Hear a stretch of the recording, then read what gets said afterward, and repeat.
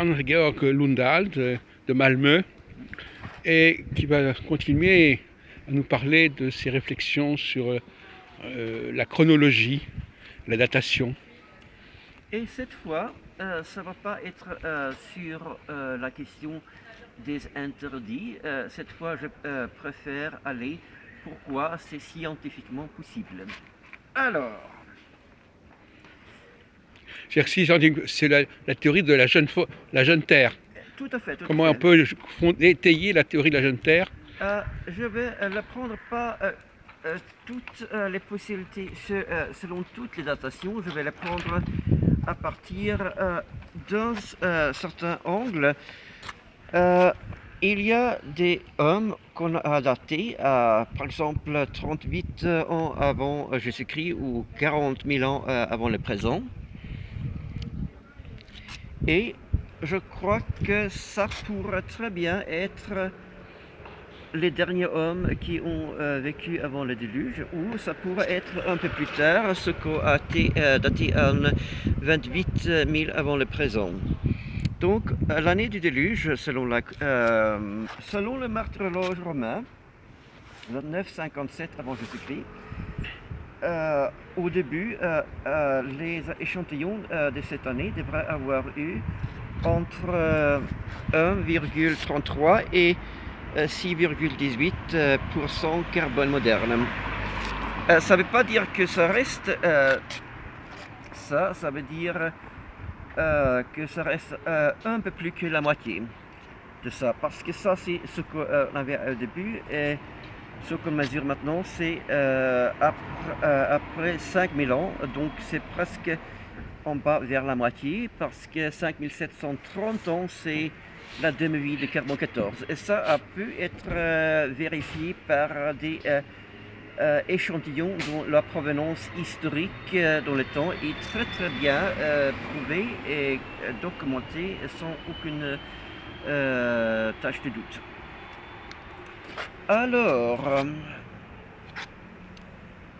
en 2607 avant Jésus-Christ, l'année de la mort de Noé donc,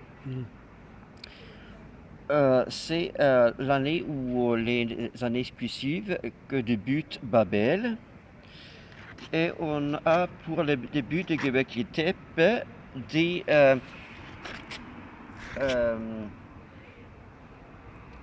dates carboniques qui donnent, pour le début c'est un peu moins que 25% carbone moderne qui reste, pour 906 000 avant Jésus-Christ, 9600 avant Jésus-Christ. Et ça devrait donc être pour 2607 avant Jésus-Christ, ça devrait être 42,966% carbone moderne. Et on peut donc aller pas trop vite entre le déluge et Babel. On peut hausser le taux de carbone 14 comme ça, et ça donne donc un effet assez notable pour les diverses années de datation carbonique. On se trouve en Magdalena quelque part ici, ça devrait être vers 28-57 avant Jésus-Christ par exemple. Et pour faire cette table, j'ai eu l'aide d'une autre table que j'ai préparée à l'aide de... ça c'est à moi, mais... cette table, j'ai préparée pour 57 130 ans. J'ai donc 50% ou 0,5. Pour la moitié, j'ai la racine carrée. Pour le quart, j'ai la quatrième racine. Pour le huitième, j'ai la huitième racine. Et je les ai mis en multiplication ici pour avoir une liste des années. Chaque fois que j'ajoute d'années, je multiplie le pourcentage. Pour les diversités plus petites que 716. Oh, j'ai mis un peu en marge. 16e racine, c'est 95,76% carbone moderne et c'est pour 358 années. Pour la moitié, 179 années, c'est 97,859 ppm. Et en faisant ce genre de calcul, je peux donc savoir si j'identifie une chose datée à telle année carbonique avec telle année dans la Bible. J'ai un décalage de tel nombre d'années supplémentaires et pour les années supplémentaires, je calcule le pourcentage de carbone 14 par rapport à celui qu'on a aujourd'hui, qu'avait l'objet au début. Par exemple, si une chose est 5000 ans, comme Babel, et il reste 25%, donc c'est daté à 11 000 ans, alors je calcule qu'au début il y avait à peu près 50% ou plutôt un peu moins. Et ben, la chose est, j'ai commencé à étudier cette question quand j'étais à la fac de Nanterre, Oui. à la bibliothèque. J'avais accès à Internet, on m'avait acheté une carte de bibliothèque de lecteur externe, pas d'étudiant. J'accessais Internet, je pouvais rester les jours. Et un jour, après d'avoir dépensé la jour en écrivant sur mes blogs, j'avais écrit quelque chose sur le blog créationniste. Je vais faire un peu la fête avec des gens, des étudiants donc. Et il se trouve que ce sont des étudiants en psychologie. Et il se trouve qu'on va commencer à discuter un peu le créationnisme jeune. On commence à discuter va-bien. Quelqu'un lâche comment est-ce qu'on fait avec l'utilisation. Je vais donc prendre la datation de carbone 14 comme exemple. Je veux dire, il y avait pour ces objets-là un taux plus bas au début. Il y a eu une montée de carbone 14. On me lâche donc le défi. Ce genre de montée de carbone 14, ça présuppose une activité solaire qui aurait laissé uniquement les araignées vivants et tous les mammifères seraient morts par radioactivité. Ben, je me pose donc la question, comment est-ce qu'on calcule exactement en détail cette montée de carbone 14? L'idée en général, c'est courant parmi la mouvance créationniste jeune terre. On le trouve chez Kent Hovind, on le trouve chez Edgar Andrews, que j'avais lu quand j'étais grand enfant, juste préadolescent. Mais maintenant, il me faut détailler cette idée de manière que la radioactivité qui produit cette montée ne dépasse pas ce qui est vivable. Alors, pour la fin de Babel,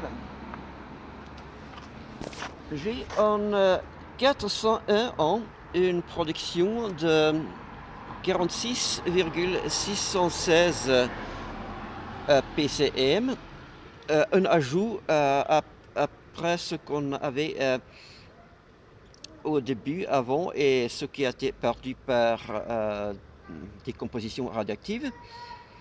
Et cet ajout, c'est à comparer avec un ajout dans le même temps de 4,758% carbone moderne. Ça veut dire c'est un peu moins que 10 fois la production actuelle. J'ai aussi vérifié ici sur la page gauche, non ici en haut, pour la chronologie protestante, pour la chronologie massorétique, et là je ne prends pas vers Babel, je prends vers Genèse 14.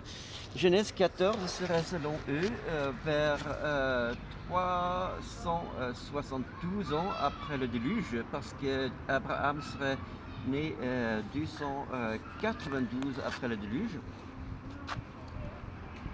Pour toute cette période-là, ils auraient Ah oui, ici, je me rappelle les années et les pourcentages. On aurait une montée qui serait 18 fois la production moderne. Alors, on se pose la question, comment est-ce que cette production a été faite plus vite que maintenant? Ben, certains ont discuté le champ magnétique. Je dirais dû à laisser le Soleil donner davantage de rayons cosmiques. Qu'est-ce que s'ensuit? Il s'ensuit qu'il y avait aussi davantage que maintenant de radioactivité en plein air.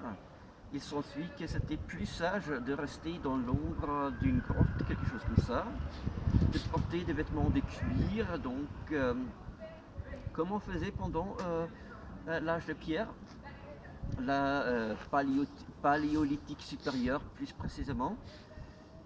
Il s'ensuit que malgré ça, l'expectation de vie a baissé, et c'est probablement pour ça que Dieu a voulu que cette radiation cosmique ait lieu. Et donc c'est pendant ce temps-là qu'on a une décroissance des expectations de vie de Sem qui est né 100 ans avant le déluge, il meurt à 600 ans. Abraham qui est né 942 après le déluge selon la chronologie du martyrologe romain. Il atteint 200 et quelques. Et là, c'est une baisse très nette. Il y a d'autres qui meurent encore plus jeunes à cette époque-là.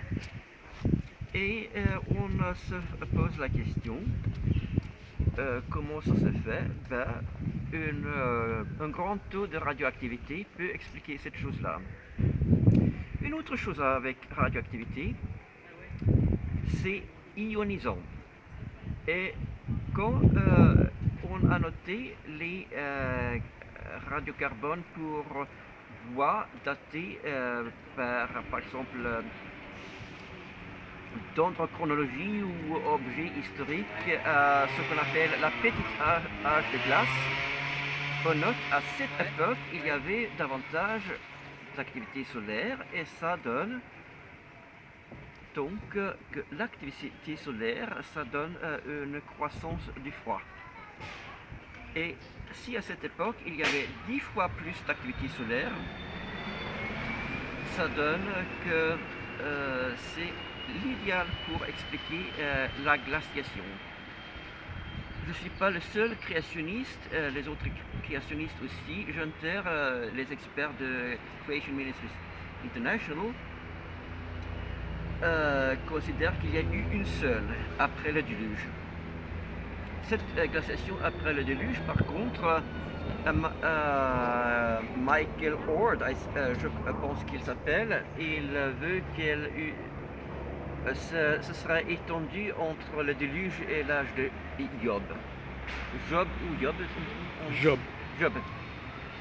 Je pense pas, je pense que Job la connaissait depuis la tradition historique, qu'elle finit déjà avec le Dryas récent, juste avant Babel.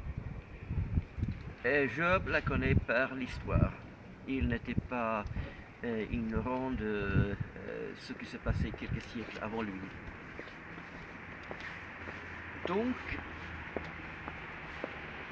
la plus grande activité de rayons cosmiques, que ce soit solaire ou autre, ça donne trois choses qui sont toutes requises pour le créationnisme junter: une baisse de l'expectation de vie, Espérance de vie. pardon? Espérance de vie. Espérance de vie, une montée de carbone 14 et aussi la glaciation après le déluge. Donc je soutiens que c'est un peu comme ça que les choses se sont passées. Donc pour nous résumer, Hans-Georg, euh, l'utilisation qu'on fait actuellement du carbone 14 ne tient pas compte de certains paramètres.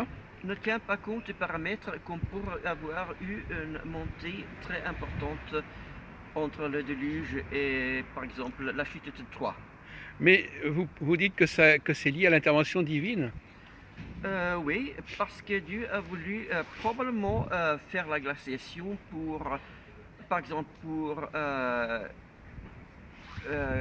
que l'uranium du Canada soit pas accessible. Et certainement, il a voulu baisser l'expectation de vie, l'espérance de vie. Et ça, donc, il a décidé que ça sera plus radioactif pendant ce temps-là. Et donc, quand c'est plus radioactif, euh, en fin de compte, la durée est plus courte. Les gens, la durée dont tient compte les datations de carbone C'est-à-dire qu'une 14. certaine quantité de radioactivité ne correspond pas à une durée de vie très, très, très importante. Voilà, disons comme ça. Quand on dit que Göbekli Tepe est, par exemple, une partie de Göbekli Tepe qui est juste après le début est 11 400 ans, on parle du fait que c'est daté, on mesure 25% carbone moderne.